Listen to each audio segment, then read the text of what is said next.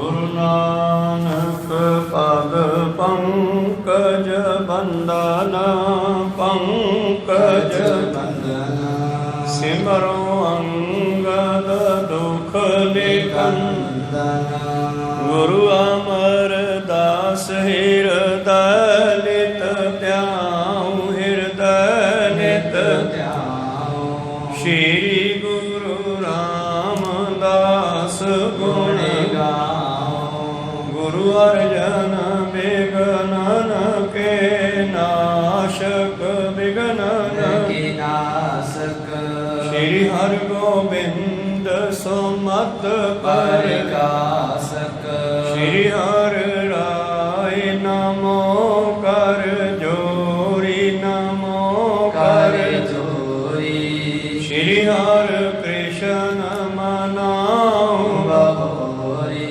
गुरु तेग बहादुर परम कृपाला परम कृपाला श्री गुरु गोविंद सिंह बिसाला तरो तरा पर पुन पुन सीसा पुन पुन सीसा मनो बार बार जगदीसा एक ओंकार सतगुरु प्रसाद सच होए वाहिगुरु जी की फतेह विघ्न विनाशन सोए वाहिगुरु जी की फतेह विघ्न विनाशन सोए दोहरा कृपा दृष्ट सो दिखे गुसाई बैठे सुंदर सभा लगाई वो तो हाथ में तीक्ष्ण तीरा सो परवेश कर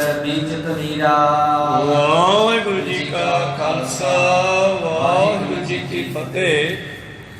आओ गुरु प्यारे गुरु सवारे सत्संगी जनो रोजाना की तरह पातशाह जी की अपार कृपा बख्शिश का सदका पिछले पहरां के दीवान सजाते हुए आप जी गुरु चरणों विखे हाजरियां लवा रहे हो।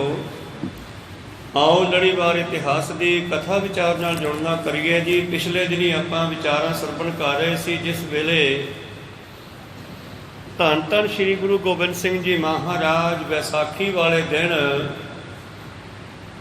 1699 की विसाखी मना रही हैं। सिख संगतां बेअंत हज़ारां की गिनती विच आनंदपुर साहब इकट्ठर होईयां ते विसाखी वाले दिन अमृत वेले दे दीवान सजाए खास तैयारी की गई स्टेज लाई गई सुंदर कीमती 2.5 लाख वाला तंबू सजाया गया सतगुरां दा आसन लाया गया।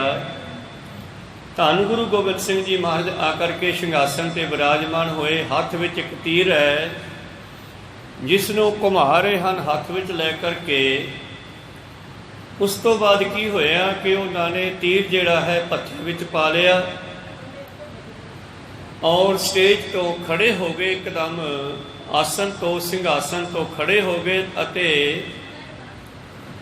म्यान विचों तलवार कढ़ लई है श्री साहब कढ़ लई है चमकदी हुई। स्टेज ते आए ते बैठियां हुई संगतां नूं संबोधन करके कहन लगे तुसी मेरे प्यारे सिख हो ते अज मेरी तलवार नूं एक सीस की लोड़ है कोई देवेगा। तो पातशाह जी ने जब 1 2 ते फिर तीसरी बार कहा तो भाई दया राम लाहौर वासी खत्रीय सतगुरां कोले हाजिर होया ते इस नूं लै करके पातशाह स्टेज ते गए तंबू च गए ते इसदा गुरु प्यारो तलवार खड़का होया तलवार चली और शीश धड़ नालों जुदा कर दिता है। उस तो बाद पातशाह दूजी बार फिर आउंदे है। ये विचार आपां कल सरवण कर रहे सी। आओ अगे आरंभ करके सरवण करिए। गुरु का बख्शिया फतेह का नारा करो बुलंद गज के आखो जी वाहिगुरु जी का खालसा वाहिगुरु जी की फतेह। दोहरा कृपा दृष्ट सो देखी गुसाही बैठे सुंदर सभा लगाई। धन धन श्री गुरु गोबिंद सिंह जी महाराज सर्वत संगतां दे विच विराजमान सब उत्ते कृपा दृष्टि ਪਾ ਰਹੇ ਸਨ। तो हाथ में तीचन तीरा सो परवेश कर बीच तो नीरा। ਜਿਹੜਾ ਸਤਿਗੁਰਾਂ ਦੇ ਹੱਥ ਵਿੱਚ ਫੜਿਆ ਹੋਇਆ ਤੀਰ ਸੀ, ਸਤਿਗੁਰਾਂ ਨੇ ਉਹਨੂੰ ਵਾਪਸ ਭੱਥੇ ਵਿੱਚ ਪਾ ਦਿੱਤਾ ਹੈ ਜੀ। खड्ग कैच कर दीनस चमकत खैरत मनो दामनी दमकत। ਔਰ ਫਿਰ ਇੱਕਦਮ ਸਟੇਜ ਤੋਂ ਖੜੇ ਹੋ ਗਏ ਤੇ ਆਪਣੀ ਮਿਆਨ ਵਿੱਚੋਂ ਸ੍ਰੀ ਸਾਹਿਬ ਬਾਹਰ ਕੱਢਿਆ ਹੈ, ਜੋ ਬਿਜਲੀ ਦੀ ਨਿਆਈ ਚਮਕ ਰਿਹਾ ਸੀ। कान सुर संग बोले गुण खानी सब संगत गुर प्रिया महानी। ਔਰ ਬੱਦਲਾਂ ਦੀ ਨਿਆਈ ਗਰਜਦੇ ਹੋਏ ਧੰਨ ਗੁਰੂ ਗੋਬਿੰਦ ਸਿੰਘ ਜੀ ਮਹਾਰਾਜ ਕਹਿਣ ਲੱਗੇ, ਸਾਰੀ ਸਾਧ ਸੰਗਤ, ਮੇਰੀ ਪਿਆਰੀ ਸੰਗਤ ਜੀ, अत प्रैस कहे के मोरा अपने शीस देश बेरा। ਇਸ ਵੇਲੇ ਮੇਰੀ ਜਿਹੜੀ ਤਲਵਾਰ ਹੈ ਇੱਕ ਸੀਸ ਮੰਗਦੀ ਹੈ, ਸੀਸ ਦੀ ਬੜੀ ਲੋੜ ਹੈ, ਖੂਨ ਦੀ ਪਿਆਸੀ ਹੈ ਇਹ, ਕਿ ਤੁਹਾਡੇ 'ਚ ਕੋਈ ਪਿਆਰਾ ਸਿੱਖ ਹੈ ਜਿਹੜਾ ਮੈਨੂੰ ਆਪਣਾ ਸਿਰ ਦੇ ਸਕੇ ਜੀ। कार्य परिवार जिस काला पूर्वे सिर दे अबे विशाला। ਔਰ ਖਾਸ ਕਾਰਜ ਦੇ ਵਾਸਤੇ ਮੈਨੂੰ ਸੀਸ ਦੀ ਲੋੜ ਹੈ, ਤੇ ਮੇਰਾ ਉਹ ਕਾਰਜ ਤਾਂ ਪੂਰਾ ਹੁੰਦਾ ਜੇ ਤੁਹਾਡੇ 'ਚ ਕੋਈ ਇੱਕ ਜਣਾ ਉੱਠ ਕੇ ਸੀਸ ਦੇਵੇ ਜੀ। अस के दूषण कीन गुसाई कला चोल पर दृष्टि लगाई। ਇੰਨਾ ਕਹਿ ਕੇ ਸਤਿਗੁਰੂ ਪਾਤਸ਼ਾਹ ਜੀ ਚੁੱਪ ਕਰ ਗਏ ਤੇ ਸੰਗਤਾਂ ਵੱਲ ਵੀ ਦੇਖ ਰਹੇ ਨੇ ਤੇ ਆਪਣੀ ਸ੍ਰੀ ਸਾਹਿਬ ਦੀ ਜਿਹੜੀ ਧਾਰ ਹੈ ਉਸ ਦੇ ਵੱਲ ਵੀ ਦੇਖ ਰਹੇ ਆ, ਉਸ ਉੱਪਰ ਹੱਥ ਫੇਰ ਰਹੇ ਹਨ। सुरत बात सगरे विस्माए धीरज त्याग दीन सिर न्याय। ਜਿਸ ਵੇਲੇ ਸਤਿਗੁਰੂ ਪਾਤਸ਼ਾਹ ਜੀ ਨੇ ਗਰਜਵੀਂ ਆਵਾਜ਼ ਵਿੱਚ ਸੀਸ ਦੀ ਮੰਗ ਕੀਤੀ ਤੇ ਜਿਤਨੀ ਸੰਗਤ ਲਗਭਗ ਹਜ਼ਾਰਾਂ ਦੀ ਗਿਣਤੀ ਵਿੱਚ ਇਕੱਤਰ ਹੋਈ ਹੈ, ਕੇਸਗੜ੍ਹ ਸਾਹਿਬ ਦੀ ਪਹਾੜੀ ਤੋਂ ਲੈ ਕੇ ਦੂਰ ਤੱਕ ਮੈਦਾਨ ਵਿੱਚ ਬੈਠੀ ਹੋਈ ਸੰਗਤ ਇਹ ਗਰਜਵੀਂ ਆਵਾਜ਼ ਸੁਣ ਕੇ ਕਹਿੰਦੇ ਹੈਰਾਨ ਹੋ ਗਏ ਜੀ। गुरदेश देख सके न को उग्र तेज मुख रखते हो। ਸਤਿਗੁਰਾਂ ਦੇ ਚਿਹਰੇ ਉੱਪਰ ਬੜਾ ਜਾਹੋ ਜਲਾਲ ਹੈ, ਅੱਖਾਂ ਨੇਤਰ ਲਾਲ ਹਨ ਔਰ ਐਸੇ ਤਪਦੇ ਚੜ੍ਹਦੇ ਸੂਰਜ ਦੀ ਨਿਆਈ ਲਾਲੀ ਸੂਰਜ ਦੇ ਤਰ੍ਹਾਂ ਚਮਕਦਾ ਹੋਇਆ ਚਿਹਰਾ, ਜਿਸ ਦੇ ਵੱਲ ਕੋਈ ਝਾਕ ਨਹੀਂ ਸਕਦਾ ਇਸ ਵੇਲੇ। ਤੇ ਜਿਹੜਾ ਬਚਨ ਕਹਿ ਦਿੱਤਾ ਹੈ ਇਹ ਤਾਂ ਬਿਲਕੁਲ ਹੀ ਸਾਰਿਆਂ ਦੀਆਂ ਨੀਵੀਆਂ ਪਵਾ ਗਿਆ ਹੈ ਜੀ। ख्याल टलाए प्रभु बच काला पुन बोले सुन संगत जाला। ਉਹ ਸਮਾਂ ਪਾਤਸ਼ਾਹ ਇੱਧਰ ਉੱਧਰ ਦੇਖਦੇ ਰਹੇ ਵੀ ਕੋਈ ਆਉਂਦਾ ਕਿ ਨਹੀਂ, ਤਲਵਾਰ ਸ੍ਰੀ ਸਾਹਿਬ ਵੱਲ ਦੇਖਦੇ ਰਹੇ ਤੇ ਫਿਰ ਦੂਸਰੀ ਵਾਰ ਕਹਿੰਦੇ ਹਨ, ओ सिख प्रेम जदे सुदाना करे काजर पे निज प्राणा। ਸਿੱਖੋ ਹੈ ਕੋਈ ਸਿੱਖ ਜਿਹੜਾ ਮੇਰਾ ਇਹ ਕਾਰਜ ਪੂਰਾ ਕਰ ਸਕੇ, ਮੇਰੇ ਇਸ ਕਾਰਜ ਨੂੰ ਸੀਸ ਦੇ ਕੇ। ते अंग कहो तज कर दूर तेज धर दे शीस हजूर। ਆਪਣੇ ਹੰਕਾਰ ਨੂੰ ਤਿਆਗ ਕਰਕੇ ਧੀਰਜ ਦੇ ਨਾਲ ਆਪਣਾ ਸੀਸ ਦੇੜਾ ਦੇ ਸਕੇ ਮੈਨੂੰ।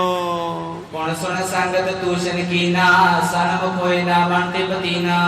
ਔਰ ਜਦ ਦੂਸਰੀ ਵਾਰ ਵੀ ਕਿਹਾ ਤੇ ਸੰਗਤ ਫੇਰ ਚੁੱਪ ਹੈ, ਸਨਾਟਾ ਛਾ ਗਿਆ, ਮਾਨੋ ਇਤਨੀ ਸੰਗਤ ਬੈਠੀ ਹੈ, ਕਿਸੇ ਦੀ ਆਵਾਜ਼ ਨਹੀਂ ਆ ਰਹੀ ਔਰ ਸਤਿਗੁਰਾਂ ਦੇ ਸਾਹਮਣੇ ਕੋਈ ਦੇਖ ਵੀ ਨਹੀਂ ਰਿਹਾ। चमके चंद्र हास कर माही धार सक्यो धीरज को नाही। ਔਰ ਸਤਿਗੁਰਾਂ ਦੇ ਹੱਥ ਵਿੱਚ ਚੰਦਰ ਹਾਂਸ ਭਾਵ ਸ੍ਰੀ ਸਾਹਿਬ ਚਮਕ ਰਹੀ ਹੈ ਔਰ ਕਿਸੇ ਦਾ ਹੀਆ ਨਹੀਂ ਵਗਦਾ, ਕਿਸੇ ਦੇ ਅੰਦਰ ਧੀਰਜ ਨਹੀਂ ਹੈ ਕਿ ਉੱਠ ਕੇ ਕਹੇ ਕਿ ਮੇਰਾ ਸੀਸ ਕੱਟ ਲਓ। बैठे कित कबीर जब बीती कहो बचन तृतीया तिसरीति। ਔਰ ਕੁਝ ਸਮਾਂ ਫਿਰ ਸਤਿਗੁਰਾਂ ਨੇ ਇੱਧਰ ਉੱਧਰ ਖਿਆਲ ਕੀਤਾ ਹੈ, 10-12 ਮਿੰਟ ਚੁੱਪ ਕਰ ਗਏ। ਤੀਸਰੀ ਵਾਰ ਕਹਿੰਦੇ ਹਨ, अरखे सिकन को सुखदानी लाखों संगत मैद महानी। ਔਰ ਸਤਿਗੁਰੂ ਹੁਣ ਸਿੱਖੀ ਦੀ ਪਰਖ ਕਰ ਰਹੇ ਹਨ। ਸਿੱਖੀ ਦੀ ਪ੍ਰੀਖਿਆ ਬੜੀ ਸਖਤ ਪਾਈ ਆ, ਕਰੜੀ ਪਾਈ ਆ। ਕਿਸੇ ਵੇਲੇ ਸਤਿਗੁਰੂ ਅਰਜਨ ਦੇਵ ਜੀ ਨੇ ਭਾਈ ਮੰਝ ਨੂੰ ਪਰਖਿਆ ਸੀਗਾ ਕਿ ਕੀ ਇਹ ਮੈਨੂੰ ਪਿਆਰ ਕਰਦਾ ਜਾਂ ਵਸਤੂਆਂ ਨਾਲ ਪਿਆਰ ਕਰਦਾ, ਤੇ ਜਦ ਉਹਨਾਂ ਨੇ ਉਹਨਾਂ ਦਾ ਲੰਗਰ ਵੀ ਬੰਦ ਕਰ ਦਿੱਤਾ ਫਿਰ ਵੀ ਉਹਨਾਂ ਨੇ ਸੇਵਾ ਛੱਡੀ ਨਹੀਂ। ਖੈਰ ਅੱਜ ਉਸ ਤੋਂ ਵੀ ਸਖਤ ਪ੍ਰੀਖਿਆ ਸਤਿਗੁਰੂ ਨੇ ਪਾਈ ਹੈ।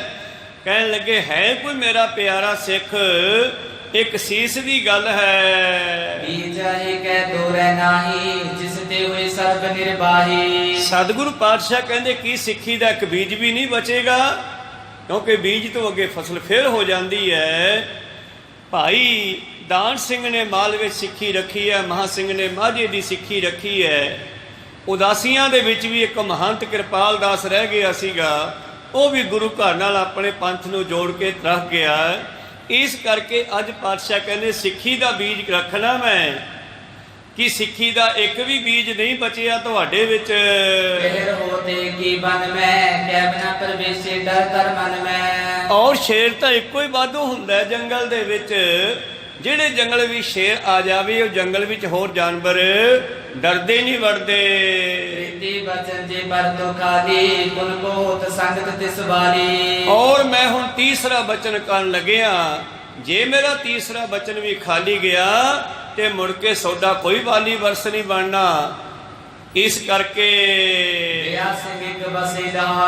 ਛਤਰੀ ਸਭ ਸਿੰਘਨ ਸਿਰ ਮੋਰ। ਮੈਨੂੰ ਇੱਕ ਸੀਸ ਦੀ ਲੋੜ ਹੈ, ਕੋਈ ਸੀਸ ਦਿਓ। ਸਿੱਖੀ ਦਾ ਬੀਜ ਰੱਖਣਾ ਹੈ ਤਾਂ ਉਸ ਵੇਲੇ ਦਇਆ ਰਾਮ ਖੱਤਰੀ ਲਾਹੌਰ ਦਾ ਰਹਿਣ ਵਾਲਾ ਜਿਹੜਾ ਹੈ, ਸ਼੍ਰੋਮਣੀ ਸਤਿਗੁਰਾਂ ਦਾ ਅਨੰਨ ਪਿਆਰਾ ਸਿੱਖ ਜੋ ਦਿਲੋਂ ਪਿਆਰ ਕਰਦਾ ਸਤਿਗੁਰਾਂ ਨੂੰ, ਸਤਿਗੁਰਾਂ ਦੇ ਸਾਹਮਣੇ ਆਇਆ ਜੀ। ਵਿਚਾਰ ਕੀਨ ਤਬ ਤਾਹੀ ਰੇਜੇ ਜੀਅਤ ਸਦਾ ਕੋ ਨਾਹੀ। ਔਰ ਆਪਣੇ ਮਨ ਨੂੰ ਕਹਿ ਰਿਹਾ, ਮਨਾ ਮਰਨਾ ਤਾਂ ਇੱਕ ਦਿਨ ਹੈ ਹੀ, ਸਦਾ ਤਾਂ ਇੱਥੇ ਕੋਈ ਰਹਿੰਦਾ ਨਹੀਂ ਜੀ। ਐਸੋ ਸਮੋ ਨਹੀਂ ਪੁਨ ਪਾਵੈ ਸਤਿਗੁਰ ਕਾਜ ਸੀਸ ਤੁਮ ਆਵੈ। ਇਹੋ ਜਿਹਾ ਸਮਾਂ ਫੇਰ ਕਦੋਂ ਮਿਲਣਾ? ਅੱਜ ਤਾਂ ਗੁਰੂ ਆਪਣੇ ਮੁਖ ਤੋਂ ਕਹਿ ਕੇ ਸੀਸ ਮੰਗ ਰਿਹਾ ਹੈ, ਕਰਦੇ ਭੇਟ।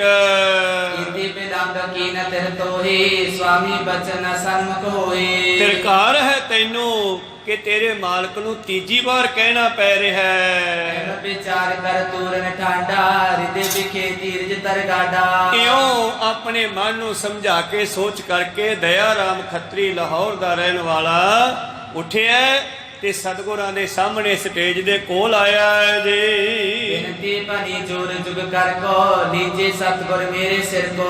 ਔਰ ਦੋਨੇ ਹੱਥ ਬੰਨ ਕੇ ਨੀਵੀਂ ਪਾ ਕੇ ਸਾਹਮਣੇ ਖੜ ਗਿਆ। ਪਾਤਸ਼ਾਹ ਸੀਸ ਹਾਜ਼ਰ ਹੈ, ਪ੍ਰਵਾਨ ਕਰੋ। ਸੁਨ ਕਲ ਕੀ ਤਰਤ ਜੋ ਪ੍ਰਿਯੰਕਾ ਦੇਨੋ ਸਿਰ ਤੇ ਆਏ ਨਿਸ਼ੰਕਾ।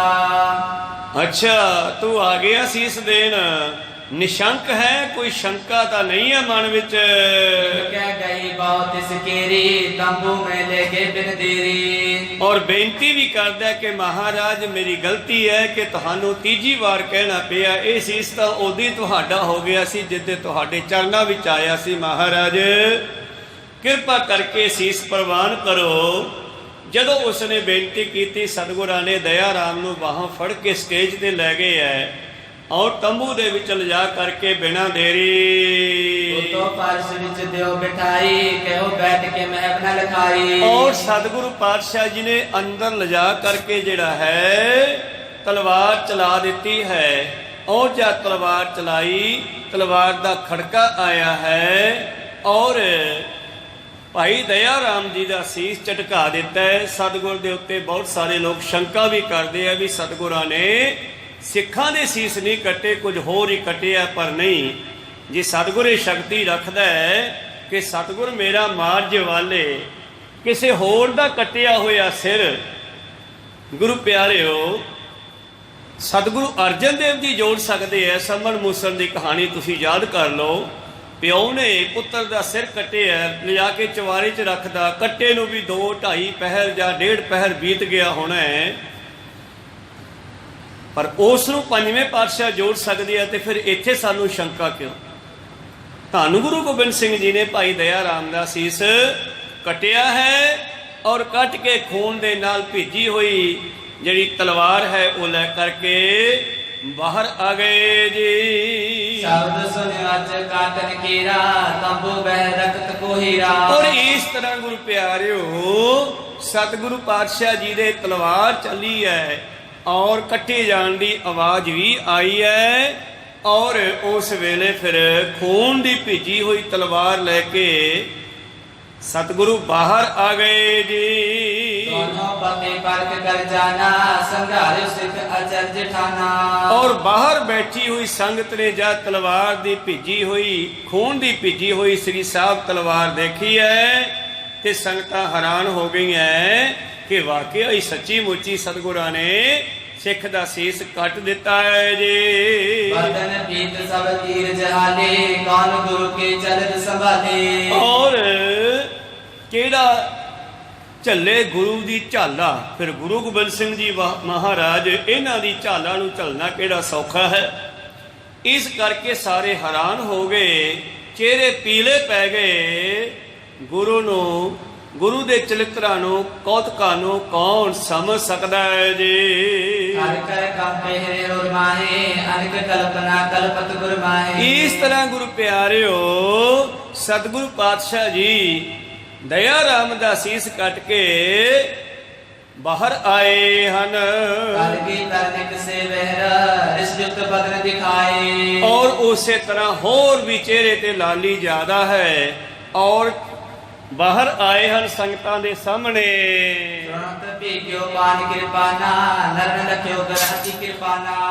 ਔਰ ਜਦੋਂ ਬਾਹਰ ਆਏ ਤੇ ਹੱਥ ਵਿੱਚ ਫੜੀ ਹੋਈ ਤਲਵਾਰ ਹੁਣ ਖੂਨ ਦੀ ਭਿੱਜੀ ਹੋਈ ਹੈ ਤੇ ਸਭ ਨੇ ਦੇਖੀ ਹੈ ਤੇ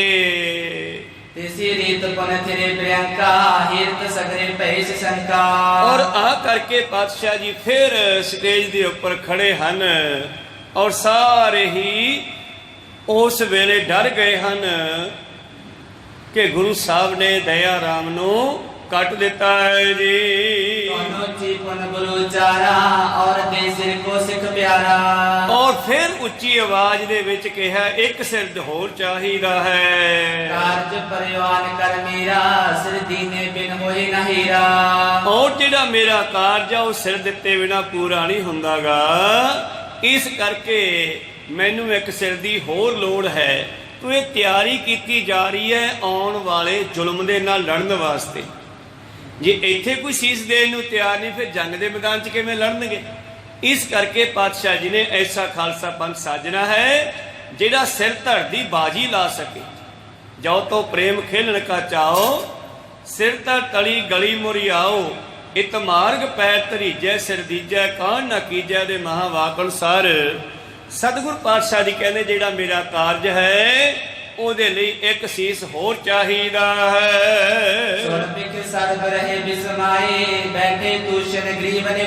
ਔਰ ਧੰਨ ਧੰਨ ਸ੍ਰੀ ਗੁਰੂ ਗੋਬਿੰਦ ਸਿੰਘ ਜੀ ਮਹਾਰਾਜ ਸਾਹਮਣੇ ਬੈਠੀ ਸੰਗਤ ਦੇ ਵੱਲ ਦੇਖਣ ਲੱਗੇ ਔਰ ਕਦੇ ਆਪਣੇ ਸ੍ਰੀ ਸਾਹਿਬ ਦੇ ਵੱਲ ਵੇਖਦੇ ਹਨ।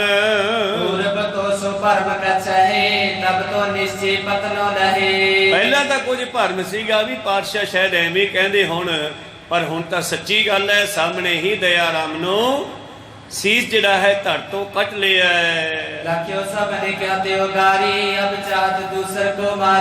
ਹੁਣ ਦੂਸਰੀ ਆਵਾਜ਼ ਜਦ ਸਾਰਿਆਂ ਨੇ ਸੁਣੀ ਹੈ ਤੇ ਉਹਨਾਂ ਨੇ ਸੋਚਿਆ ਵੀ ਇੱਕ ਸਿੰਘ ਨੂੰ ਕੱਟ ਦਿੱਤਾ ਹੈ, ਹੁਣ ਦੂਸਰੇ ਨੂੰ ਵੀ ਕੱਟ ਦੇਵਣਗੇ ਜੀ।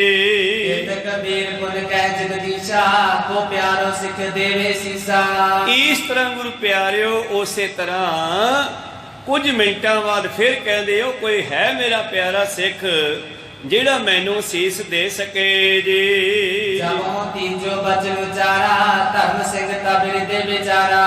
ਔਰ ਇਸ ਤਰ੍ਹਾਂ ਗੁਰੂ ਪਿਆਰਿਓ ਜਾਂ ਤੀਸਰਾ ਬਚਨ ਕਿਹਾ ਤੇ ਫਿਰ ਧਰਮਚੰਦ ਸਿੰਘ ਸ਼ਬਦ ਅੱਗੇ ਜਾ ਕੇ ਮਿਲੇਗਾ। ਧਰਮਚੰਦ ਨਾਮ ਦਾ ਸਿੱਖ ਉੱਠਿਆ ਗੁਰੂ ਪਿਆਰਿਓ, ਜਿਹੜਾ ਕਿ ਹਸਤਨਾਪੁਰ ਦਿੱਲੀ ਦਾ ਰਹਿਣ ਵਾਲਾ ਸੀ। ਜੱਟ ਸਿੱਖ ਸੀ ਧਰਮਚੰਦ।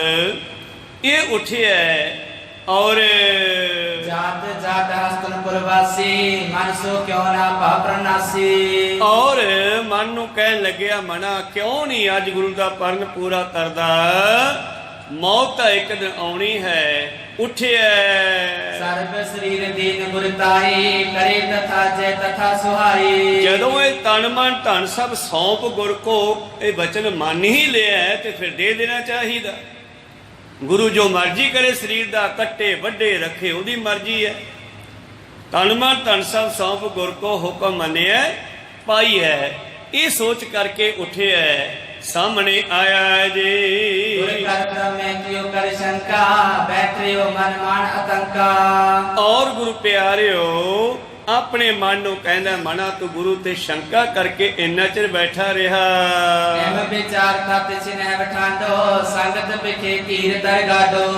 ਔਰ ਇਉਂ ਸੋਚ ਕੇ ਉੱਠਿਆ, ਸਾਹਮਣੇ ਆਇਆ, ਸਤਿਗੁਰਾਂ ਦੇ ਸਾਹਮਣੇ ਹੱਥ ਬੰਨ ਕੇ ਖੜਾ ਹੈ ਜੀ।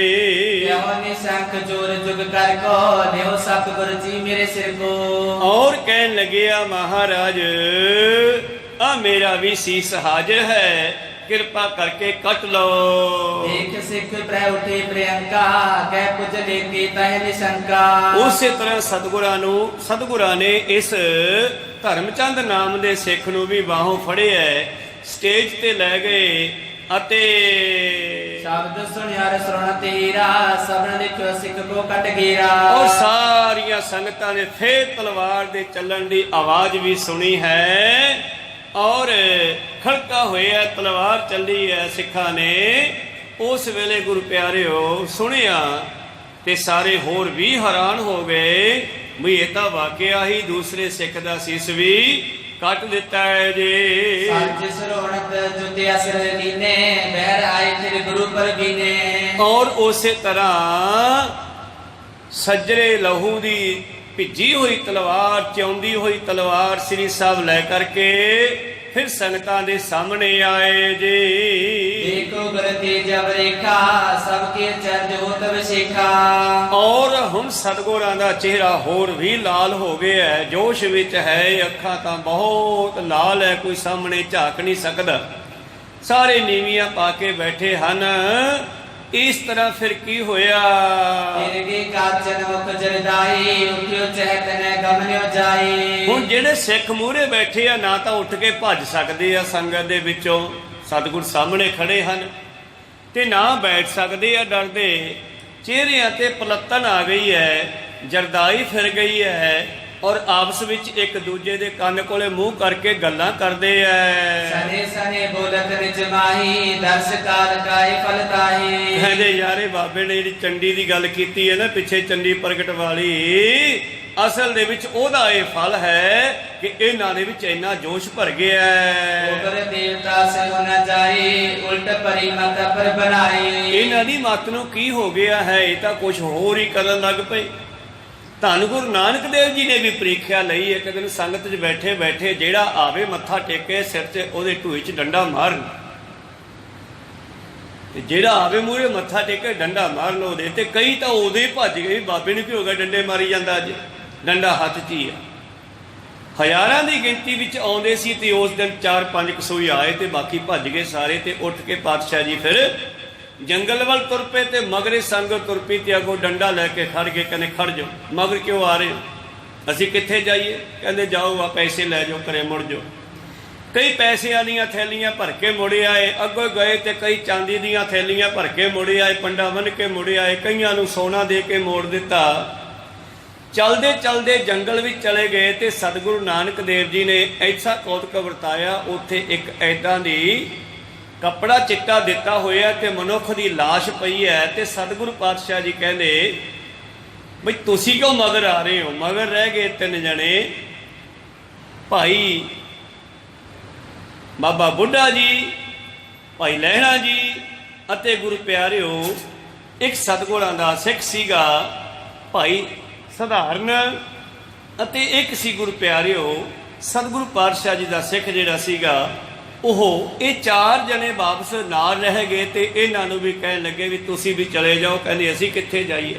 ਕਹਿੰਦੇ ਨਹੀਂ ਜਾਣਾ ਤੇ ਲਾਸ਼ ਨੂੰ ਖਾਓ। ਹੁਣ ਲਾਸ਼ ਕੌਣ ਖਾਵੇ ਮਨੁੱਖ ਦੀ? ਮਨੁੱਖ ਕਿੱਥੇ ਖਾਵੇ?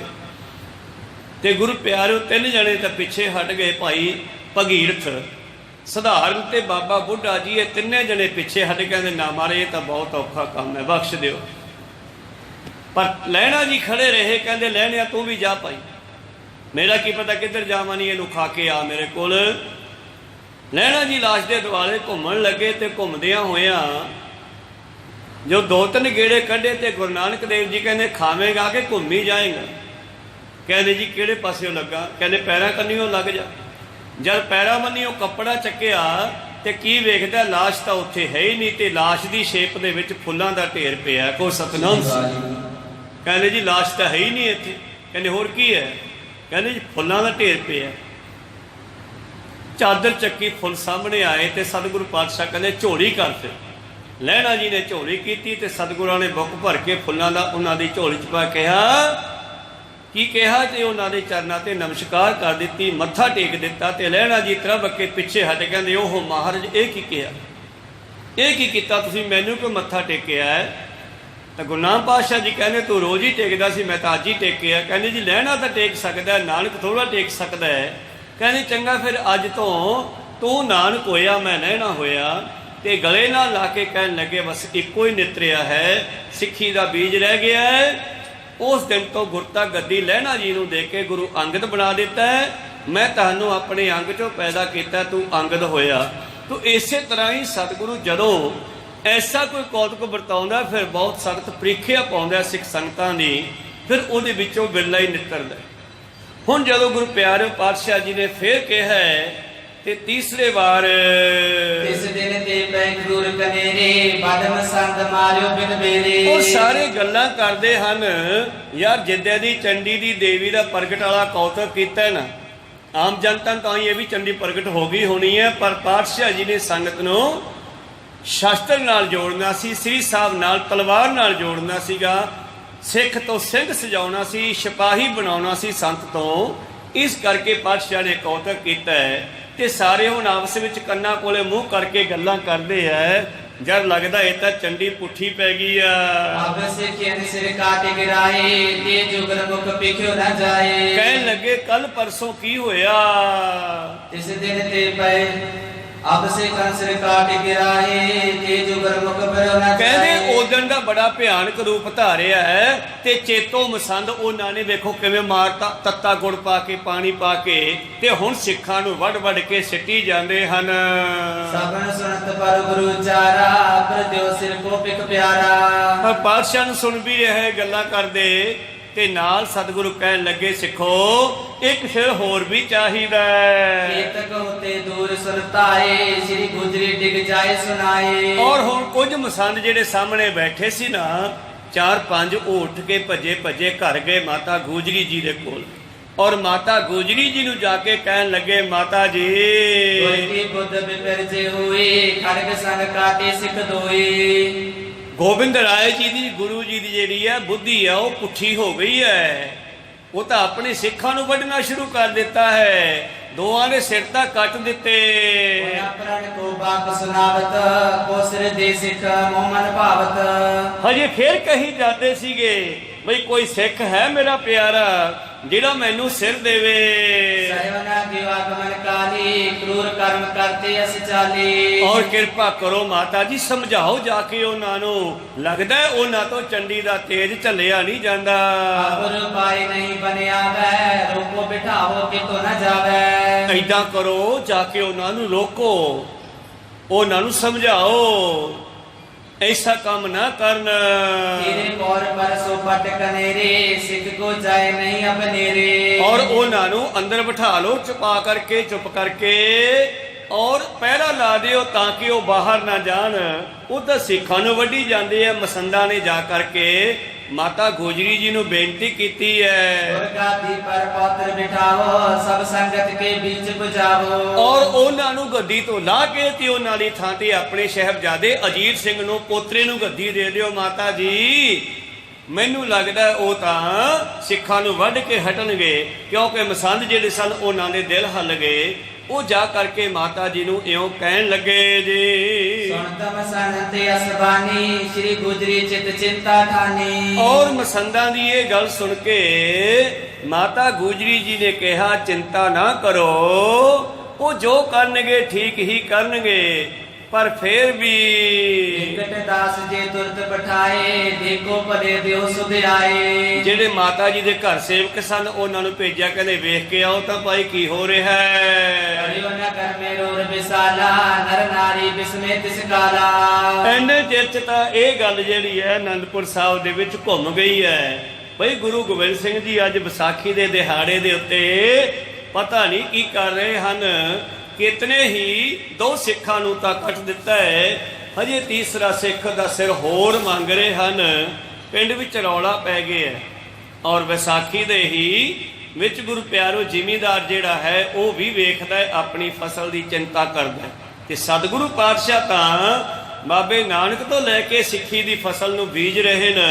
उन्हां नूं तां चिंता होनी चाहिए है ना कि मेरे फसल चों किन्ने साफ ते दाणे निकलदे आ।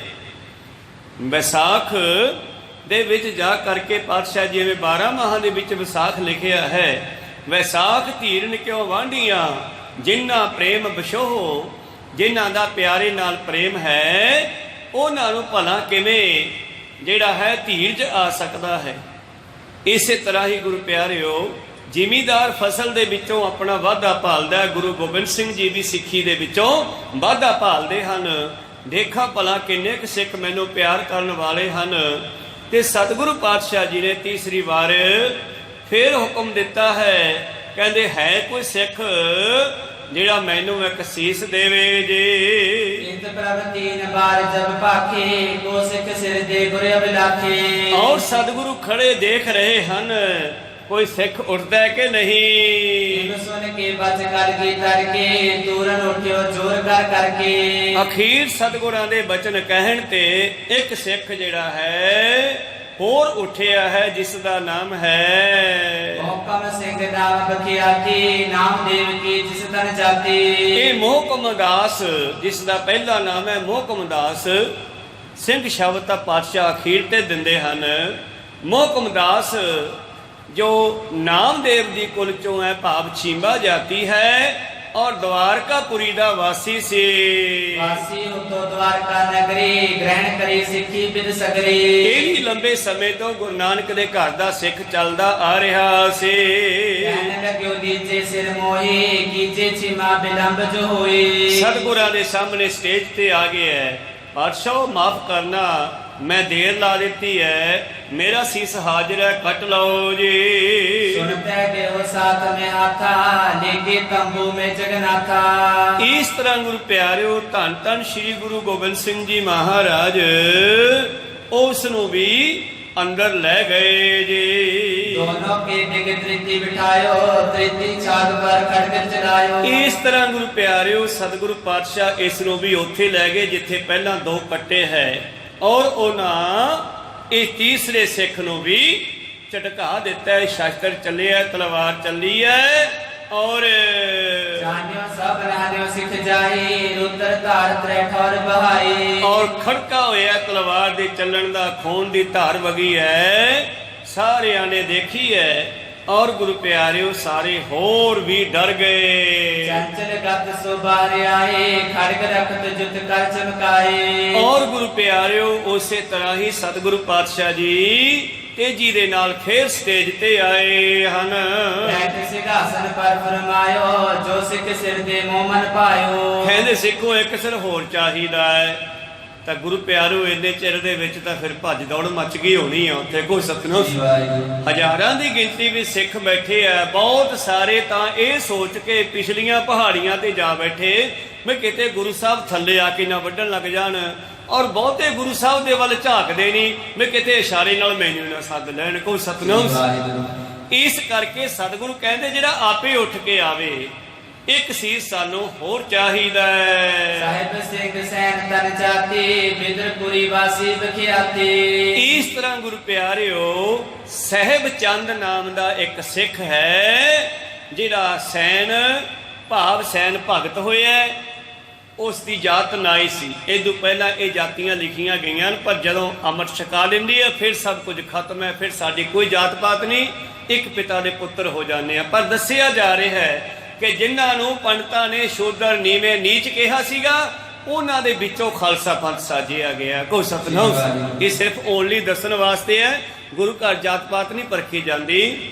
ਤਾਂ ਗੁਰੂ ਪਿਆਰਿਓ, ਸਹਿਬ ਚੰਦ ਜਿਹੜਾ ਹੈ, ਬਿਦਰ ਦਾ ਰਹਿਣ ਵਾਲਾ, ਮਥੁਰਾ ਵਣ ਬਿੰਦਰਾ, ਬਿਦਰ ਦਾ ਰਹਿਣ ਵਾਲਾ ਜਿਹੜਾ ਹੈ, ਉਸ ਇਲਾਕੇ ਦੇ ਵਿੱਚੋਂ ਇਹ ਆਇਆ ਹੈ। ਔਰ ਹੱਥ ਬੰਨ ਕੇ ਕਹਿਣ ਲੱਗਿਆ, ਜੀ ਮਹਾਰਾਜ ਹਾਜ਼ਰ ਆ, ਮੇਰਾ ਸੀਸ ਵੀ ਕੱਟ ਲਓ ਜੀ।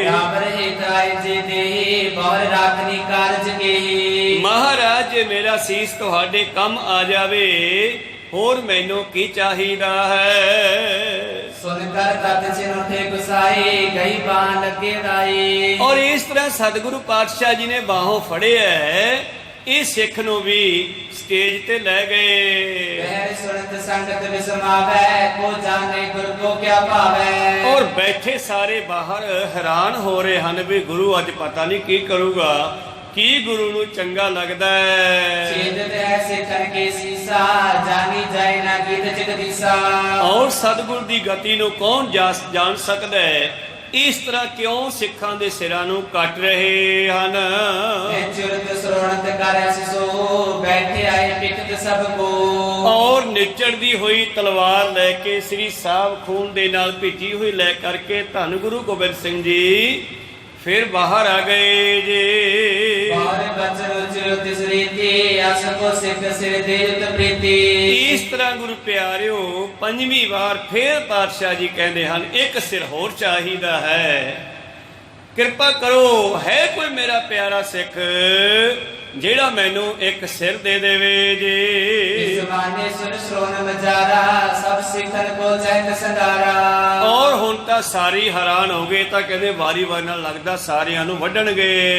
ਉਤੇ ਚਾਰ ਕੋਨਿਆ ਪਰ ਪ੍ਰਚਾਰ ਹੈ ਧਨ ਸੋ ਗੁਰ ਰਜਾਏ ਸਿਰ ਧਾਰੈ। ਚਾਰ ਚਲੇ ਗਏ ਉਹਨਾਂ ਦੇ ਸੀਸ ਕੱਟ ਦਿੱਤੇ ਹਨ ਹੁਣ ਹੋਰ ਮੰਗ ਰਹੇ ਐ। ਉਤੇ ਦੂਰ ਸੋ ਡਰ ਕੇ ਕਾਚੇ ਲੋਕਣ ਸੋ ਕਰ ਕਿਰਿਆ ਬਾਚੇ। ਕਈ ਤਾਂ ਕੱਚੇ ਪਿੱਲੇ ਦੂਰ ਜਾ ਕੇ ਬੈਠ ਗਏ ਛਾਂਟੇ ਜਾਣ ਲੱਗੇ ਹੁਣ ਕਿੰਨੇ ਕੁ ਪੂਰੇ ਐ ਤੇ ਕਿੰਨੇ ਕੁ ਓਨਲੀ ਸਵਾਰਥੀ ਐ ਆਪਦੇ ਕੰਮਾਂ ਵਾਸਤੇ ਆਉਂਦੇ ਆ। ਤਾਂ ਹੁਣ ਕੀ ਹੋਇਆ ਗੁਰੂ ਪਿਆਰਿਓ ਬਹੁਤ ਸਾਰੇ ਜਿਹੜੇ ਸਿੱਖ ਸਨ ਉਹ ਪਿੱਛੇ ਉੱਠ ਕੇ ਜਾਣ ਲੱਗੇ। ਕਿਤਕ ਬਚਾਏ ਦ੍ਰਿਸ਼ਟ ਕੋ ਗਏ ਕਿਤਕ ਲਾਜ ਤੇ ਥਿਰਹਿ ਪਏ। ਕਈ ਸ਼ਰਮ ਦੇ ਮਾਰੇ ਨੀਵੀਂ ਪਾ ਕੇ ਬੈਠੇ ਰਹੇ ਤੇ ਕਈ ਜਦੋਂ ਇੱਕ ਸਿੱਖ ਨੂੰ ਗੁਰੂ ਸਾਹਿਬ ਅੰਦਰ ਲਗੇ ਤੇ ਉਦੋਂ ਉੱਠ ਕੇ ਪਰੇ ਚਲੇ ਗਏ। ਗੁਰ ਸਨਮੁਖ ਨੇ ਸਾਖੀ ਦੇਖ ਸ਼ੰਕ ਮਾਨ ਚਿਤ ਭਏ ਵਿਸ਼ੇਸ਼। ਇਸ ਤਰ੍ਹਾਂ ਗੁਰੂ ਪਿਆਰਿਓ ਸਤਿਗੁਰੂ ਪਾਤਸ਼ਾਹ ਜੀ ਦੇ ਸਾਹਮਣੇ ਹੁਣ ਕਿਸੇ ਦੀ ਨਿਗਾਹ ਨਹੀਂ ਖੜਦੀ। ਸਾਰਿਆਂ ਦੇ ਮਨ ਵਿੱਚ ਇਹ ਵਿਸ਼ੇਸ਼ ਤੌਰ ਤੇ ਸ਼ੰਕਾ ਮਨ ਹੋ ਗਿਆ ਕਿ ਗੁਰੂ ਕਿਉਂ ਕੱਟੀ ਜਾਂਦਾ ਸਿੱਖਾਂ ਨੂੰ ਕੀ ਗੱਲ ਹੋ ਗਈ ਹੈ। ਤੀਨ ਵਾਰ ਜਬ ਗੁਰੂ ਚਾਰਾ ਦਿਓ ਸੀਸ ਕੋ ਸਿੱਖ ਮਮ ਪਿਆਰਾ। ਜਦ ਤੀਜੀ ਵਾਰ ਫਿਰ ਕਿਹਾ ਪਾਤਸ਼ਾਹ ਨੇ ਹੈ ਕੋਈ ਮੇਰਾ ਪਿਆਰਾ ਸਿੱਖ ਤਾਂ ਉੱਠ ਕੇ ਮੈਨੂੰ ਸਿਰ ਦੇਵੇ ਜੀ। ਹਿੰਮਤ ਸਿੰਘ ਵਾਸੀ ਜਗਨਾਥ ਜੀਵਰ ਜਾਤ ਬੰਦ ਹੈ ਬਾਤ। ਜਗਨਨਾਥ ਦਾ ਰਹਿਣ ਵਾਲਾ ਹਿੰਮਤ ਰਾਏ ਇਹ ਸਿੱਖ ਸੀਗਾ। ਇਹ ਉੱਠਿਆ ਹੱਥ ਬੰਨ ਕੇ ਅੱਗੇ ਆਇਆ ਜੀ। ਕਹਿਤ ਪਿਓ ਲੀਜੇ ਮਮ ਸਿਰ ਕੋ ਸੁਣ ਗੁਰ ਤੁਰਤ ਗਿਓ ਤਿਸ ਕਰ ਕੋ। ਸਤਿਗੁਰੂ ਪਾਤਸ਼ਾਹ ਜੀ ਨੂੰ ਕਹਿੰਦਾ ਜੀ ਮੇਰਾ ਵੀ ਸਿਰ ਹਾਜ਼ਰ ਹੈ ਪ੍ਰਵਾਨ ਕਰੋ। ਤੇ ਸਤਿਗੁਰੂ ਪਾਤਸ਼ਾਹ ਜੀ ਨੇ ਗੁਰੂ ਪਿਆਰਿਓ ਉਹ ਸਿੱਖ ਨੂੰ ਬਾਹੋਂ ਫੜਿਆ। ਅੰਤਰ ਤੰਬੂ ਕੇ ਦਬਦਾਈ ਪੰਚਮ ਅਜ ਕਰਤੇਕ ਚਲਾਈ। ਇਸ ਤਰ੍ਹਾਂ ਪਾਤਸ਼ਾਹ ਜੀ ਇਸ ਪੰਜਵੇਂ ਸਿੱਖ ਨੂੰ ਵੀ ਅੰਦਰ ਲੈ ਗਏ ਔਰ ਲਿਜਾ ਕਰਕੇ ਤਲਵਾਰ ਚਲਾਈ ਹੈ। ਪੰਜਵੇਂ ਸਿੱਖ ਦਾ ਵੀ ਸੀਸ ਕੱਟ ਦਿੱਤਾ ਹੈ ਜੀ। ਜੋ ਸ਼ਬਦ ਸਭੀਨ ਸੁਨ ਪਾਇਓ ਦੇਖਿਓ ਰਤਰ ਵੇਰ ਜਪਾਇਓ।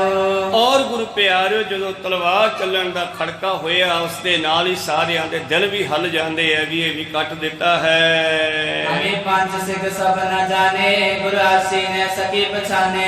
ਇਸ ਤਰ੍ਹਾਂ ਸਾਰਿਆਂ ਨੇ ਸਾਹਮਣੇ ਦੇਖਿਆ ਹੈ ਕਿ ਸਤਿਗੁਰਾਂ ਨੇ ਸਭ ਦੇ ਸਾਹਮਣੇ ਵਾਰੀ ਵਾਰੀ ਸਿਰ ਮੰਗ ਕਰਕੇ ਪੰਜਾਂ ਸਿੱਖਾਂ ਦੇ ਸਿਰ ਕੱਟ ਦਿੱਤੇ ਜੀ। ਅਸ ਪਰਵੇਸ਼ ਕਰ ਕੋ ਸਮੈ ਕਿਰਪਾ ਕਰੇ ਜੁਗ ਨੈਣ। ਇਸ ਤਰ੍ਹਾਂ ਗੁਰੂ ਪਿਆਰਿਓ ਧੰਨ ਧੰਨ ਸ੍ਰੀ ਗੁਰੂ ਗੋਬਿੰਦ ਸਿੰਘ ਜੀ ਮਹਾਰਾਜ ਜੀ ਨੇ ਪੰਜਾਂ ਸਿੱਖਾਂ ਦੇ ਸੀਸ ਕੱਟੇ ਹਨ। ਔਰ ਫਿਰ ਉਹਨਾਂ ਨੇ ਗੁਰੂ ਪਿਆਰਿਓ ਇੱਕ ਵਾਟਾ ਲਿਆ ਹੈ। ਬਾਟੇ ਦੇ ਵਿੱਚ ਗੁਰੂ ਪਿਆਰਿਓ ਪੰਜਾਂ ਬਾਣੀਆਂ ਨੂੰ ਪੜ੍ਹ ਕੇ ਅੰਮ੍ਰਿਤ ਤਿਆਰ ਕੀਤਾ ਹੈ। ਇਹ ਵੀ ਵਿਚਾਰ ਅੱਗੇ ਆਵੇਗੀ। ਔਰ ਇਹਨਾਂ ਪੰਜਾਂ ਸਿੱਖਾਂ ਦੇ ਸਿਰ ਜਿਹੜੇ ਹਨ ਪੰਜਾਂ ਧੜਾਂ ਕੋਲੇ ਰੱਖ ਦਿੱਤੇ। ਫਿਰ ਇਹ ਵੀ ਨਹੀਂ ਪਤਾ ਕਿ ਕਿਹੜਾ ਸਿਰ ਕਿਹਦੇ ਧੜ ਨਾਲ ਲੱਗ ਗਿਆ ਹੈ, ਇਹ ਸਤਿਗੁਰੂ ਜਾਣਦਾ ਹੈ। ਪਰ ਪੰਜਾਂ ਨੂੰ ਸਰਜੀਤ ਕਰਕੇ ਕਹਿੰਦੇ ਪੰਜਾਂ ਦੇ ਇੱਕੋ ਜਿਹਾ ਬਾਣਾ ਪਾਇਆ ਹੈ। ਉਹਨਾਂ ਨੂੰ ਸਰਜੀਤ ਕੀਤਾ, ਸੁਚੇਤ ਕੀਤਾ ਹੈ। ਭਾਵ ਸਤਿਗੁਰ ਮੇਰਾ ਮਾਰਜ ਵਾਲੇ ਦੀ ਕਲਾ ਵਰਤਾਈ ਹੈ। ਔਰ ਫਿਰ ਉਹਨਾਂ ਦੇ ਇੱਕੋ ਜਿਹੇ ਬਾਣੇ ਪਾ ਕਰਕੇ ਉਹਨਾਂ ਨੂੰ ਗਲੇ ਲਗਾਇਆ ਹੈ ਅਤੇ ਸਭ ਦੇ ਸਾਹਮਣੇ ਖੜੇ ਕੀਤਾ ਹੈ ਜੀ। ਆਪ ਸਰੂਪ ਤੁਮ ਆਪ ਪਏ ਹੋ ਪਾਪ ਮੈਂ ਸਰੂਪ। ਤੁਸੀਂ ਮੇਰਾ ਹੀ ਸਰੂਪ ਹੋ ਗਏ ਹੋ ਔਰ ਮੈਂ ਤੁਹਾਡਾ ਸਰੂਪ ਹਾਂ। ਬ੍ਰਹਮ ਗਿਆਨ ਦਿਵਿ ਦੇਵ ਪਦ ਅਤਲੀਨ ਰੂਪ।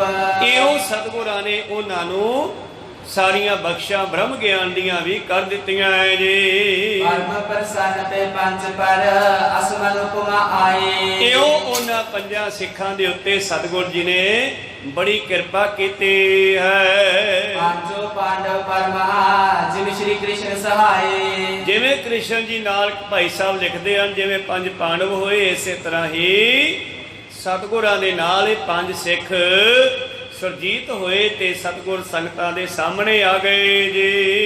ਏਕ ਮੇਕ ਹੈ ਮਿਲਤ ਜਿਮਾ ਨਿਰਤ ਜੁਸਤ ਆਦ। ਇਸ ਤਰ੍ਹਾਂ ਖਾਲਸਾ ਮੇਰੋ ਰੂਪ ਹੈ, ਖਾਸ ਵਾਲੀ ਕਲਾ ਵਰਤਾਈ ਹੈ, ਇੱਕ ਮੇ ਕਰ ਲਏ ਜੀ। ਸਾਤਮ ਰੂਪ ਗੋਬਿੰਦ ਕੋ ਤਮ ਬਾਡਿਓ ਅਹਲਾਦ।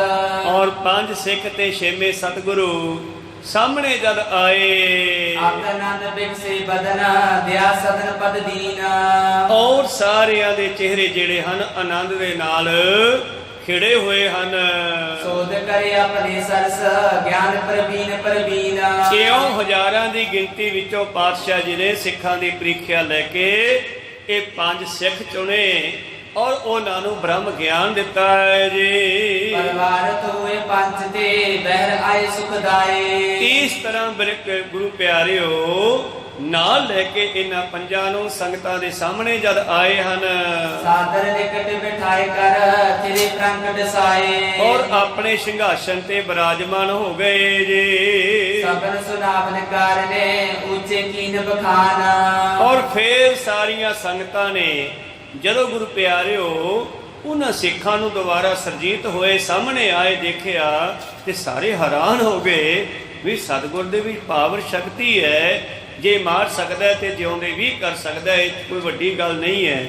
ਜਿਸ ਤਰ੍ਹਾਂ ਪਿੱਛੇ ਆਪਾਂ ਦੇਖਿਆ ਕਿ ਕੇਸ਼ਵਦਾਸ ਪੰਡਤ ਕਹਿਣ ਲੱਗਿਆ ਤੁਸੀਂ ਇੰਨੇ ਜੀਵ ਹੱਤਿਆ ਕਿਉਂ ਕੀਤੀ ਆ ਮਹਾਰਾਜ, ਇਹਨਾਂ ਜੀਵਾਂ ਨੂੰ ਮਾਰਨਾ ਤਾਂ ਠੀਕ ਨਹੀਂ, ਆਉਂ ਤਾਂ ਚੰਡੀ ਪ੍ਰਗਟ ਨਹੀਂ ਹੋ ਸਕਦੀ, ਇਹ ਤਾਂ ਗਲਤੀ ਹੈ। ਪਾਤਸ਼ਾਹ ਸਿੱਖਾਂ ਨੂੰ ਕਹਿੰਦੇ ਖੋਲ ਦਿਓ ਸਾਰਿਆਂ ਨੂੰ।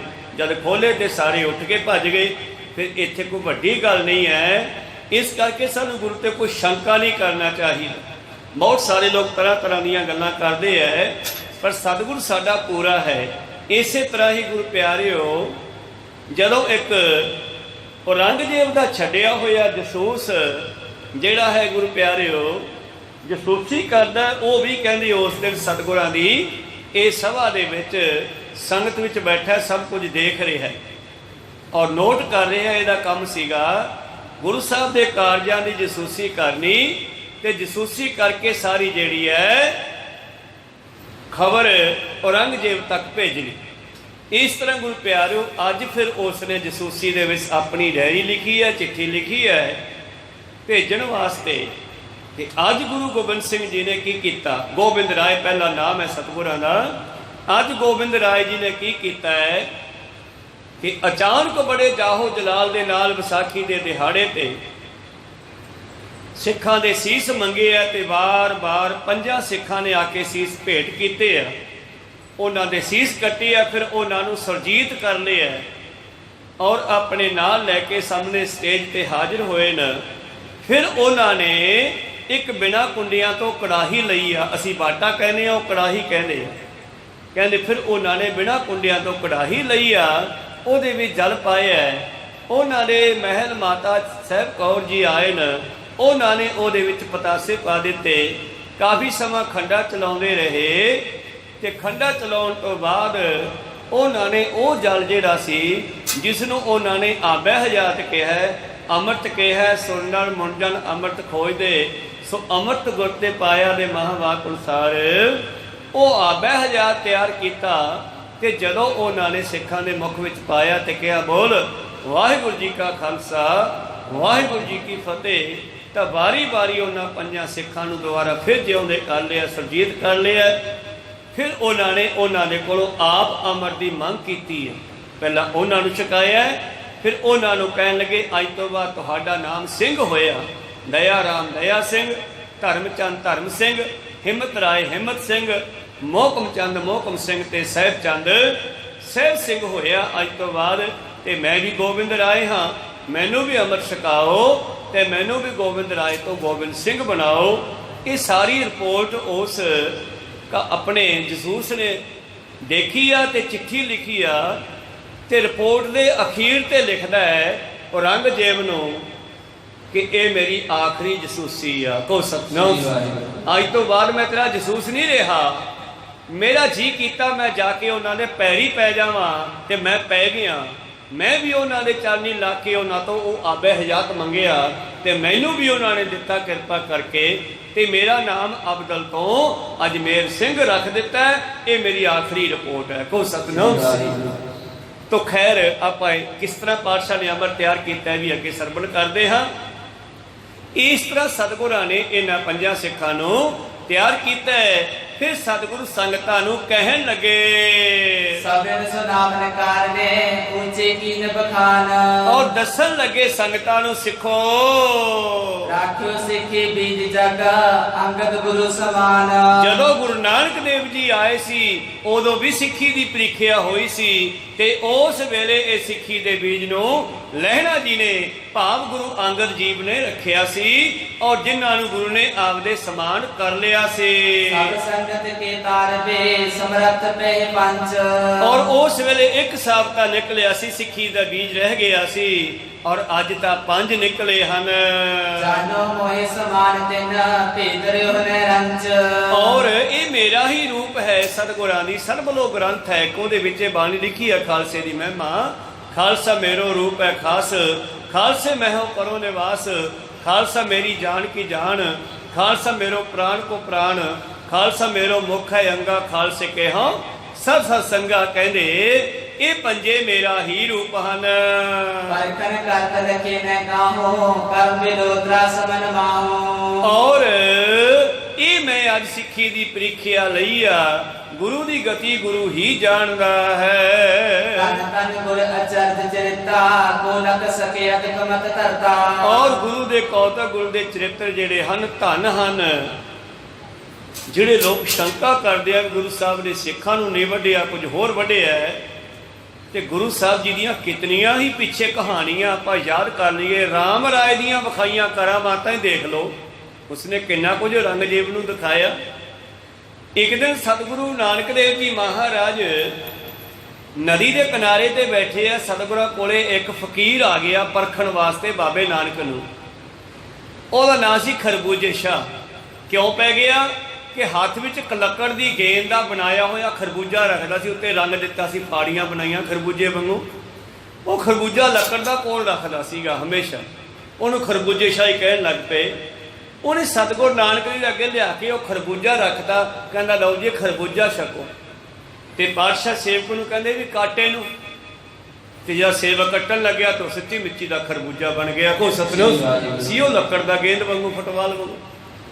ਜਦੋਂ ਕੱਟਿਆ ਤੇ ਸਭ ਨੇ ਫਾੜੀ ਫਾੜੀ ਛਕ ਲਿਆ, ਤੇ ਇੱਕ ਫਾੜੀ ਫਕੀਰ ਨੇ ਕਹਿ ਲਿਆ ਵੀ ਤੂੰ ਵੀ ਛਕ ਲਾ। ਉਹਨੇ ਵੀ ਖਾ ਲਈ। ਖਾ ਖੂਨ ਤੋਂ ਬਾਅਦ ਫਕੀਰ ਕਹਿੰਦਾ ਜੀ ਮੇਰਾ ਖਰਬੂਜਾ ਮੋੜੋ। ਕਹਿੰਦੇ ਹੁਣ ਖਰਬੂਜਾ ਕਿੱਥੋਂ ਮੋੜੀਓ, ਤਾਂ ਖਾ ਪੀ ਲਿਆ। ਕੋ ਸਤਿਨਾਮ। ਕਹਿੰਦਾ ਨਹੀਂ ਮਹਾਰਾਜ ਮੈਂ ਤਾਂ ਮਜ਼ਾਕ ਕਰਦਾ ਸੀਗਾ, ਵੈਸੇ ਕਿਹਾ ਸੀ, ਤੁਸੀਂ ਤਾਂ ਮੇਰਾ ਖਰਬੂਜਾ ਹੀ ਖਰਾਬ ਕਰਤਾ, ਮੇਰਾ ਖਰਬੂਜਾ ਦਿਓ। ਪਾਤਸ਼ਾਹ ਜੀ ਕਹਿੰਦੇ ਉਹ ਪੱਤੇ ਜੇ ਇਕੱਠੇ ਕਰਕੇ ਕਹਿੰਦੇ ਆ ਲੈ ਚੱਕ। ਕਹਿੰਦੇ ਜੀ ਫਾੜੀ ਘਾਟਾ, ਕਹਿੰਦੇ ਤੂੰ ਖਾਧੀ ਆਪੇ ਲਾ। ਹੁਣ ਕੋ ਸਤਿਨਾਮ। ਇਹ ਅਸੀਂ ਤਾਂ ਜਿਹੜੀਆਂ ਖਾਧੀਆਂ ਲਾਤੀਆਂ, ਹੁਣ ਆਪਦੇ ਵਾਲਾ ਆਪੇ ਲਾ। ਤੋ ਇਸ ਕਰਕੇ ਗੁਰੂ ਵਿੱਚ ਬੜੀ ਪਾਵਰ ਹੈ। ਸ਼ੰਕਾ ਨਹੀਂ ਹੋਣਾ ਚਾਹੀਦਾ ਸਿੱਖ ਨੂੰ ਗੁਰੂ ਤੇ ਕਦੇ ਵੀ। ਗੁਰੂ ਜੋ ਬੋਲਦਾ ਉਹ ਸੱਚ ਬੋਲਦਾ, ਝੂਠ ਨਹੀਂ ਬੋਲਦਾ। ਜੇ ਸਿੱਖ ਦਾ ਸਿਰ ਵੱਢ ਰਿਹਾ ਤੇ ਸਿੱਖ ਹੀ ਵੱਢਿਆ ਲਿਜਾ ਕੇ। ਕੋ ਸਤਿਨਾਮ। ਖੈਰ ਮਨੋਬਿਰਤੀਆਂ ਉੱਥੇ ਰੱਖੀਏ। ਸਤਿਗੁਰ ਦੇ ਅਚਰਜ ਚਰਿਤਰਾਂ ਨੂੰ, ਕੌਤਕਾਂ ਨੂੰ ਕੌਣ ਸਮਝ ਸਕਦਾ ਹੈ। ਕਿਹੜਾ ਝੱਲੇ ਗੁਰੂ ਦੀ ਝਾਲਾ। ਭਾਈ ਗੁਰਦਾਸ ਜੀ ਲਿਖਦੇ ਹਨ, ਲੱਗ ਵਿਸਾਰ ਸਭ ਸਿੱਖ ਤੁਮਾਰੇ, ਦਿਓ ਕਸੌਟੀ ਕੋ ਸੰਭਾਰੇ। ਔਰ ਮਹਾਰਾਜ ਇਹ ਸਾਰੇ ਸਿੱਖ ਤੁਹਾਡੇ ਹਨ, ਪਰ ਜਦੋਂ ਕਸੌਟੀ ਲੱਗਦੀ ਹੈ ਉਦੋਂ ਵਿਰਲੇ ਹੀ ਨਿਕਲਦੇ ਆ। ਇਹਦੇ ਯਾਦ ਕੇ ਕਹਿ ਪੁੱਛਤਾਏ, ਦਿਨ ਪੰਚੋ ਕੋ ਸੀਸ ਨਿਭਾਏ। ਔਰ ਫੇਰ ਤਾਂ ਕਈ ਉੱਠ ਕੇ ਕਹਿਣ ਲੱਗੇ ਜੀ ਮੇਰਾ ਵੀ ਸਿਰ ਕੱਟ ਲਓ, ਮੈਨੂੰ ਵੀ ਇਹੋ ਜਿਹਾ ਬਣਾ ਦਿਓ। ਕਹਿੰਦੇ ਨਹੀਂ ਹੁਣ ਨਹੀਂ ਕੱਟਣਾ। ਇਹ ਉਦੋਂ ਹੀ ਟਾਈਮ ਸੀ ਜਿਹੜਾ ਉੱਠ ਖੜਿਆ। ਕੋ ਸਤਿਨਾਮ। ਇਹ ਉਦੋਂ ਹੀ ਸਮਾਂ ਸੀ ਜਦੋਂ ਮੈਂ ਮੰਗ ਰਿਹਾ ਸੀਗਾ। ਉਦੋਂ ਤੁਸੀਂ ਡਰ ਗਏ ਕਿਤੇ ਮੌਤ ਨਾ ਹੋ ਜਾਵੇ, ਪਰ ਮੈਂ ਮੌਤ ਨਹੀਂ, ਮੈਂ ਤੁਹਾਨੂੰ ਅਮਰ ਕਰਨ ਵਾਸਤੇ ਗੱਲ ਕੀਤੀ ਸੀ। ਕੋ ਸਤਿਨਾਮ। ਹੁਣੇ ਪੰਜੇ ਸਿੱਖ ਮੇਰਾ ਰੂਪ ਹੋ ਗਏ, ਇਹ ਅਮਰ ਹਨ। ਔਰ ਹਮੇਸ਼ਾ ਅਸੀਂ ਉਹਨਾਂ ਨੂੰ ਹਰ ਅਰਦਾਸ ਵਿੱਚ, ਆਲ ਵਰਲਡ ਵਿੱਚ ਹਰ ਵੇਲੇ ਸਿੱਖ ਸੁਬਹ ਸ਼ਾਮ ਯਾਦ ਕਰਦਾ। ਤੋ ਖੈਰ ਸਤਿਗੁਰੂ ਪਾਤਸ਼ਾਹ ਜੀ ਕਹਿਣ ਲੱਗੇ कि मैं तो तुहानू जीवन देना सी, मौत नहीं सी देनी। मौत का काल दिंदा, गुरु का जीवन दिंदा है। इस करके वो सारे हुण पछताउण लगे भी असी क्यों ना उठे। सबकी राख नीन पतवा धरती जो ऊंचो पद लहा। बैठ जो हुण तां जिहड़े दूर जाके बह गए सी ना, ये कौतक देख के वो भी नेड़े आ गए। वो कहते भी यार बेटा वढ़ते सीगे, दोबारा फिर जिउंदे कर ले। ये गुरु तां महान है साडा। चलो पातशाह कहते इन्हां पंजां ने सिੱਖੀ ਦੀ ਇੱਜ਼ਤ ਰੱਖ ਲਈ ਹੈ। ਇਹ ਪੰਜ ਨਿਕਲੇ ਦੋਹਰਾ।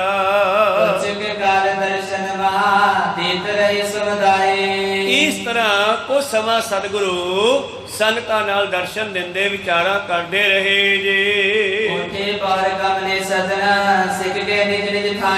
ਔਰ ਅੱਜ ਦਾ ਦੀਵਾਨ ਸਮਾਪਤ ਕਰ ਦਿੱਤਾ। ਕਹਿੰਦੇ ਫਿਰ ਦੂਸਰਾ ਦਿਨ ਚੜਿਆ ਜੀ ਦੋਹਰਾ। ਇਸ ਤਰ੍ਹਾਂ ਗੁਰੂ ਪਿਆਰਿਓ, ਹੁਣ ਮਾਤਾ ਗੁਜਰੀ ਜੀ ਦੇ ਕੋਲੋਂ ਜਿਹੜੇ ਸਿੱਖ ਆਏ ਸੀ ਵੇਖਣ ਵਾਸਤੇ, ਉਹਨਾਂ ਨੇ ਜਾ ਕਰਕੇ ਦੱਸਿਆ ਮਾਤਾ ਜੀ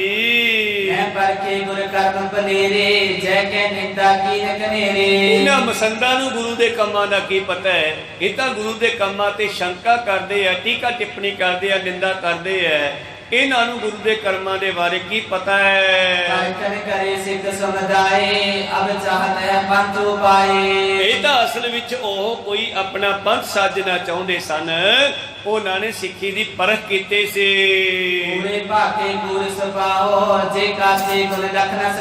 ਜਿਹੜੇ ਕੱਚੇ ਪਿੰਡੇ ਸੀ ਉਹ ਗੁਰੂ ਨੂੰ ਕਿਵੇਂ ਸਮਝ ਸਕਦੇ ਸੀਗੇ। ਇਹ ਝੂਠੇ ਝੂਠ ਮਾਰਦੇ ਹਨ। ਭਾਵ ਸਤਿਗੁਰਾਂ ਨੇ ਸਭ ਕੁਝ ਕੀਤਾ ਹੈ, ਪਰ ਇਹਨਾਂ ਸੇਵਕਾਂ ਨੇ ਉਹਨਾਂ ਨੂੰ ਸਰਜੀਤ ਹੋਏ ਵੀ ਦੇਖਿਆ। ਜਦ ਕਹਿੰਦੇ ਮਸੰਦ ਏਦਾਂ ਕਹਿੰਦੇ ਸਨ,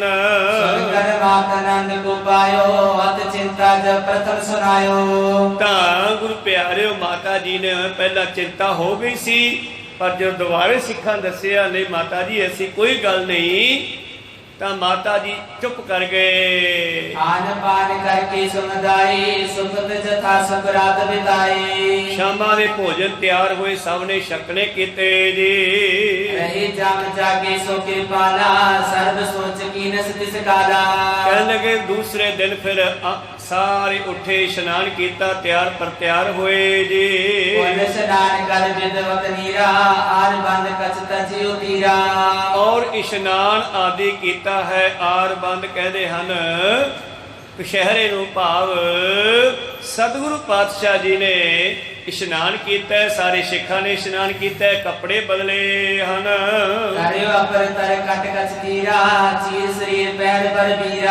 ਔਰ ਨਵਾਂ ਬਾਣਾ ਤਿਆਰ ਕਰਾਇਆ, ਕਿਉਂਕਿ ਜਿਹੜੇ ਕੱਪੜੇ ਹੁੰਦੇ ਆ ਪੈਰਾਂ ਤੱਕ ਪਜਾਮਾ ਹੋਇਆ ਜਾਂ ਪਹਿਲਾਂ ਚਾਦਰਾ ਧੋਤੀ ਬੰਨ੍ਹਦੇ ਸੀ, ਇਹ ਜੰਗ ਦੇ ਮੈਦਾਨ ਵਿੱਚ ਲੋਟ ਨਹੀਂ ਆਉਂਦੇ, ਕੰਮ ਨਹੀਂ ਕਰਨ ਦਿੰਦੇ ਸਿੱਖ ਨੂੰ। ਇਸ ਕਰਕੇ ਪਾਤਸ਼ਾਹ ਜੀ ਨੇ ਕਸ਼ਹਿਰੇ ਤਿਆਰ ਕਰਾਏ ਸਪੈਸ਼ਲ, ਬਈ ਇਸ ਤਰ੍ਹਾਂ ਦਾ ਕਸ਼ਹਿਰਾ ਸਿੱਖ ਪਹਿਨੇ ਜਿਹੜਾ ਗੋਡਿਆਂ ਤੱਕ ਹੋਵੇ, ਜਿਹੜਾ ਸਿੱਖ ਦੀ ਇੱਜ਼ਤ ਵੀ ਰੱਖੇ ਔਰ ਜੰਗ ਦੇ ਮੈਦਾਨ ਵਿੱਚ ਲੜਨ ਦੇ ਵਿੱਚ ਅੜੇ ਵੀ ਨਾ। ਤੋ ਇਸ ਤਰ੍ਹਾਂ ਸਤਿਗੁਰਾਂ ਨੇ ਉਹ ਸੁੰਦਰ ਵਸਤਰ ਉਹਨਾਂ ਪੰਜਾਂ ਸਿੱਖਾਂ ਨੂੰ ਵੀ ਦਿੱਤੇ ਔਰ ਆਪਣੇ ਵੀ ਸਜਾਏ ਜੀ।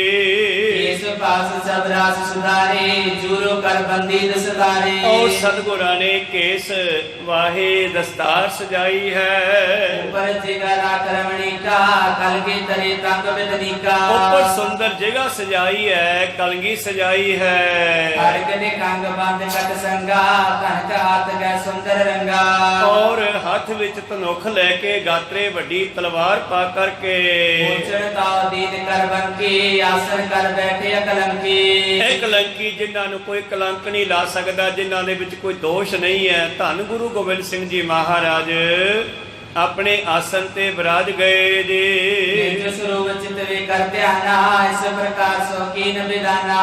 ਤੋ ਅੰਮ੍ਰਿਤ ਵੇਲੇ ਉੱਠ ਕੇ ਨਿਜ ਸਰੂਪ ਨਾਲ ਜੁੜਦੇ ਹਨ। ਗੁਰ ਸਤਿਗੁਰ ਕਾ ਜੋ ਸਿੱਖ ਖਾਏ ਸੋ ਭਲਕੇ ਉੱਠ ਹਰ ਨਾਮ ਧਿਆਵੈ। ਉਦਮ ਕਰੇ ਭਲਕੇ ਪ੍ਰਭਾਤੀ ਇਸ਼ਨਾਨ ਕਰੇ ਅੰਮ੍ਰਿਤਸਰ ਨਹਾਏ। ਇਸ ਤਰ੍ਹਾਂ ਪਾਤਸ਼ਾਹ ਅੰਮ੍ਰਿਤ ਵੇਲੇ ਉੱਠੇ, ਤਿਆਰ ਪਰ ਤਿਆਰ ਹੋਏ, ਬਸਤਰ ਪਹਿਨੇ ਅਤੇ ਨਿਜ ਸਰੂਪ ਨਾਲ ਜੁੜੇ ਹਨ। ਇਸ ਤਰ੍ਹਾਂ ਸਤਿਗੁਰੂ ਪਾਤਸ਼ਾਹ ਜੀ ਦਿਨ ਚੜ੍ਹੇ ਤੋਂ ਫਿਰ ਉੱਥੋਂ ਉੱਠੇ ਤੇ ਸਟੇਜ ਵੱਲ ਆਏ ਹਨ। ਉਦ ਕਰ ਗਮਣੇ ਕਜ ਕਰ ਆਸਨ ਨਿਕ ਸੁਦਰ ਗਤੀ ਪਾਨ ਸਰਾਸਨ। ਆਪਣੇ ਮਹਿਲਾਂ ਦੇ ਵਿੱਚੋਂ ਸਤਿਗੁਰੂ ਹੱਥ ਵਿੱਚ ਕਮਾਨ ਲੈ ਕੇ ਚੱਲ ਪਏ। ਨਿੰਮੀ ਲੋਕਾ ਜਾਰੋਵਤ ਪਾਵਨ ਬਨੇ ਦਰਸ ਕੋ ਜੋਗਤ। ਰਸਤੇ ਵਿੱਚ ਹਜ਼ਾਰਾਂ ਸੰਗਤਾਂ ਖੜੀਆਂ ਨਮਸਕਾਰ ਕਰਦੀਆਂ ਹਨ। ਚੜ੍ਹ ਤੁਰੰਗ ਆਏ ਤਿਸ ਥਾਨੇ ਜਹਾਂ ਬੈਠ ਸਿਖ ਪਰਖਨ ਠਾਨੇ। ਜਿੱਥੇ ਕੱਲ ਸਿੱਖਾਂ ਦੀ ਪਰਖ ਕੀਤੀ ਸੀ ਅੱਜ ਉਸੇ ਸਥਾਨ ਤੇ ਆ ਗਏ। ਨਾਮ ਕੀਸ ਗੜ ਹੈ ਤਿਸ ਕੀਰਾ ਉਤਪਤ ਪੰਥ ਹੋਣ ਖਦੇਰਾ। ਜਿਸ ਥਲ ਨੂੰ ਪੰਥ ਦੇ ਪ੍ਰਗਟ ਹੋਣ ਦਾ ਮਾਣ ਪ੍ਰਾਪਤ ਹੈ ਉੱਥੇ ਪਹੁੰਚ ਗਏ। ਉਸ ਸਥਾਨ ਦਾ ਨਾਮ ਪਹਾੜੀ ਦਾ ਨਾਮ ਪਾਤਸ਼ਾਹ ਜੀ ਨੇ ਕੇਸਗੜ੍ਹ ਸਾਹਿਬ ਰੱਖ ਦਿੱਤਾ। ਇੱਥੇ ਅੱਜ ਕੀ ਕੌਤਕ ਕਰਦੇ ਇਹ ਆਪਾਂ ਕੱਲ ਦੇ ਦੀਵਾਨਾਂ ਵਿੱਚ ਸਰਵਣ ਕਰਾਂਗੇ। ਬੋਲਦਿਆਂ ਅਨੇਕਾਂ ਅੱਖਰ ਬਾਅਦ ਘੱਟ ਹੋ ਜਾਂਦੇ। ਸਿੱਖ ਸੰਗਤਾਂ ਦੇ ਸਤਿਗੁਰੂ ਬਖਸ਼ਣ ਯੋਗ ਹੈ, ਬਖਸ਼ ਲੈਣਾ ਜੀ। ਸਮਾਪਤੀ ਕਰੀਏ। ਬੁਲਾਓ ਫਤਿਹ ਪਾਓ ਫਤਿਹ। ਵਾਹਿਗੁਰੂ ਜੀ ਕਾ ਖਾਲਸਾ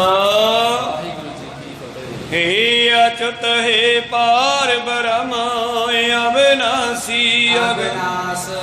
ਹੇ ਪੂਰਨ ਹੈ ਸਰਬ ਮੈਂ ਪੰਜਨ ਗੁਣਤਾਸ।